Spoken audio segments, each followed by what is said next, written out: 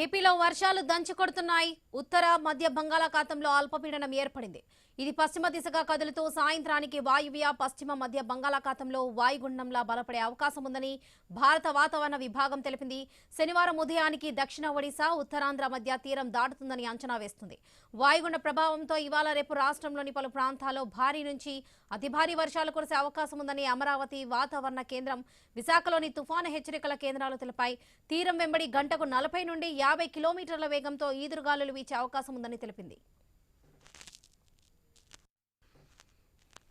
ఇవాళ ఏలూరు, ఎన్టీఆర్, గుంటూరు, పల్నాడు, ప్రకాశం జిల్లాలో భారీ నుంచి అతి భారీ వర్షాలు కురుస్తాయని వాతావరణ శాఖ అధికారులు తెలిపారు.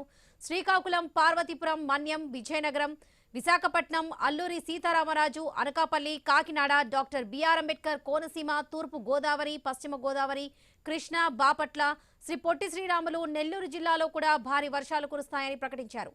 సముద్రం అలజడిగా మారుతుందన్నారు. మత్స్యకారులు వేటకు వెళ్లరాదని అధికారులు హెచ్చరించారు. ఏపీలో కూడా వర్షాలు దంచుకొడుతున్నాయి. ఉత్తర మధ్య బంగాళాఖాతంలో అల్పపీడనం ఏర్పడింది. ఇదే విషయానికి సంబంధించి పూర్తి అప్డేట్స్ మా ప్రతినిధి గణేష్ అందిస్తారు. గణేష్. వరలక్ష్మి, రాష్ట్రంలో ఇప్పటికే వర్షాభావ పరిస్థితులు కనిపిస్తున్నాయి.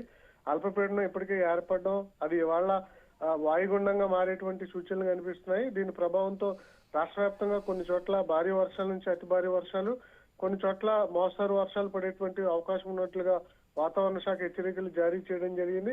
ఈ తీరం దాటేటువంటి క్రమంలో గంటకు 40 నుంచి 50 కిలోమీటర్ల వేగంతో వీదురుగాలి వీచేటువంటి అవకాశం ఉంటుంది. కాబట్టి ఈ సముద్ర తీర ప్రాంతంలో ఉన్నటువంటి మత్స్యకారులు వేటకు వెళ్లరాదని చెప్పి హెచ్చరికలు జారీ చేయడం జరిగింది. భారీ వర్షాల నేపథ్యంలో ప్రజలు చెట్ల కింద, శిథిలావస్థ భవనాల్లో ఉండరాదు, హోర్డింగ్స్ వద్ద ఉండరాదని హెచ్చరిక జారీ చేసింది.